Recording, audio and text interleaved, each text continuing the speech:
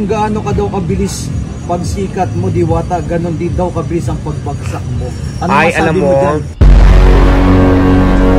Yung mga nananalangin na bumagsak, wala naman may problema doon. Pero di ba, Diyos ba kayo para humusga? Si Diyos lang nakakaalam niya, hindi po kayo. Tao lang po kayo, wala kayong karapatan husgahan ako kung ano man yun. Meron nga mga milyonaryo na talaga, milyonaryo na bumabagsak pa rin. Ay ako hindi pa ako milyonaryo. Di ba? So, pero yun nga, tulad ng sinasabi ko, paulit-ulit, lahat ng effort para makaangat, ginagawa ko naman. Kung hanggang doon lang, dumating yung point na pagbagsak, tatanggapin ko naman yan eh. Kaya wag yun ang problemahin. Ako nga hindi ko pinoproblema eh. So, di ba? Ang gawin mo na lang, instead mag-comment ka ng ganyan, hindi ka naman Diyos, para husgahan ako, mag-effort ka na lang. Pag-igihan mo na lang din para hindi ka rin bumagsak. Ganun lang. Kung gaano ka daw kabilis pagsikat mo, Diwata, ganon din daw kabilis ang pagbagsak mo. Ano ay, masabi alam mo mo, dyan? Sabi ni MG yan eh. Alam mo kasi, yung pagsikat, pagbagsak, hindi ko naman yung hiniling sa buong buhay ko. At ako, nagsisikap lang ako, ginagawa ko yung tama sa ikabubuti ng sarili ko, no? Ngayon, lahat ng 100% na effort ginagawa ko para makaangat sa kahirapan. So maraming salamat sa mga taong sumusuporta sa akin. Ngayon, kung dumating man sa point na mangyari yung sinasabi nila na bumagsak ng madaling panahon, tatanggapin ko kasi lahat naman ng effort 110% pa nga yata yung binibigay ko para makaangat, ginagawa ko na ngayon. Diba? Kung dumating sa point na hanggang doon lang tayo, kailangan natin tanggapin ano man mangyari sa buhay natin. Kasi yan ang nakatadhana sa'yo, kapalaran mo yan eh. Ito nga pag-angat, hindi nga natin pinangarap, bigla lang dumating sa atin ni God, magpasalamat tayo doon.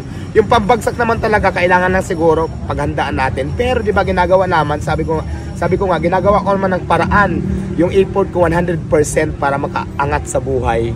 So kung dumating man sa point, hanggang doon lang talaga yung effort ko, anong magagawa natin? Diba? Kailangan na lang natin siguro tanggapin, wala namang problema doon. Basta ako, patuloy ako ngayon nag-i-effort para pakainin ng tamang presyo yung mga taong nangangailangan, busugin silang lahat. Yun naman ang hangarin ko, makatulong. Diba? Makatulong sa kapwa, matulungan sarili ko at siyempre pamilya ko. Yun lang naman. Yung mga nananalangin na bumagsak, wala naman may problema doon, pero di ba, Diyos ba kayo para humusga? Si Diyos lang nakakaalam niya, hindi po kayo. Tao lang po kayo, wala kayong karapatan husgahan ako kung ano man yun.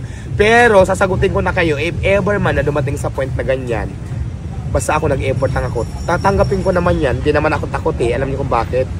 Sanay na ako sa kahirapan ng buhay, sa haba ng pinagdaanan ko. So yun lang. Yun lang. Ano masasabi mo sa mga nagbabasa sa'yo at patuloy talagang... Alam mo, hindi ko alam kung anong intention nyo sa buhay yung mga bashers na yan. Kasi unang-una, wala naman akong ginagawang masama sa inyo. Di ba? Kayo lang naman yung gumagawa ng masama sa akin. Pero ganun pa man, pagdadasal ko kayo, na sana magbago pa kayo. Di ba? Isipin nyo lagi kung ano man yung motibo nyo sa buhay nyo, o motibo nyo sa buhay ng ibang tao. Kung alam nyo masama, huwag nyo nang ituloy. Kasi alam mong masama eh. Ba't mo pa itutuloy? So yan lang yan. Diwata, may isa pa kasi nag-viral eh. May babaeng kumain dito. Tapos yung babae nawala na dito daw kumain sa Diwata. Ayun ang inasa sa social media. Ano masabi mo dyan? Parang lumalabas kasi sa yung ano. Sa yung malay ko ba? Lahat kasi ng tao, welcome sa akin kumain, saka hindi ko mini-monitor yung bawat isa na pumunta dito at saka saan pupunta, di ba? So hindi ko na alam yung mga ganyan, may mga nawala pala. So hindi ko na talaga problema siguro yon.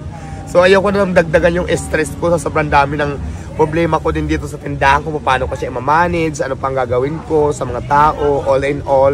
Dagdag pa yan yung mga nawala na yan, hindi ko na siguro sagutin. Diwata, excited na ba kayo na magkita ni Rosmar? Yes, excited kasi marami siyang pasabog daw na gagawin. So I'm so very excited talaga na ma-meet ko siya sa personal at magkita kami for the first time dito sa tindahan ko. So abangan nyo yan, May 6. Kailan kaya yan? May 6. May 6, 9 p.m. 9 a.m. pupunta dito si Madam Rosmar. Yun nga, siguro naman marami nakakilala kay Madam Rosmar. Abangan nyo yan, pupunta siya dito May 6, alas 9 ng umaga. So, Possible ba na magdala din siya ng Paris niya dito sa'yo? well, hindi natin masasabi kung ano mga surprise ang sinasabi niya sa akin. So, abangan na lang natin kasi may mga pasabog at may mga surprise na daw Balita siya. ko daw, may ibibigay ng lupa daw. House in land. Ay, actually, hindi ko alam na wala naman kasi ganong informasyon. Basta ang sabi niya sa akin, may mga pasabog siya, may mga gift siya sa akin na gulat factor. So, wala namang sinabi na kung ano man yan, yung ano man yan. Pero Pero, magbibigay ng bayad lupa sa'yo. ay bakit hindi, di ba? Why not? Tagaytay pa Di yun. ba? Bakit hindi? Pero siyempre walang gano'n na binanggit. Wala po. Huwag yung pangunahan kasi hindi natin alam kung ano yung surprise niya. Kayo advance kayo masyado. Mga chismosa kayo, mga marites talaga kayo. Social media. Di ba? Mga marites kayo, no? Wala pang... Sa akin nga mismo Viral personally, kasi sa kagabi comment magkausap section kami, din, wala namang sinasabi na gano'n ang ibibigay ko sa'yo. Pero ngayon nalalaman ko sa inyo na kung ano-ano na ang lumalabas sa inyo. Yun yung nagbabayad Alam mo mga sa chismosa kayo hanggang ngayon. Mga marites talaga kayong lahat. Dami na kasi nagpo-post sa social media. Well, actually, kausap ko siya kagabi. Wala pa siyang binanggit kung anong ibibigay niya, anong regalo, anong surprise. Oo. I love you too. Diwata, ano yung masabi ko sa nag-viral din sa tapat na putol yung video na marami nag-comment na bakit daw hindi buo yung pinakitang video patungkol sa'yo dito? Maraming ganon. Magbibideo rito, pag na-negative na yung video nila, ikakat nila, tapos ipopost para ipalabas na masama ako. So, yan ang sinasabi ko eh.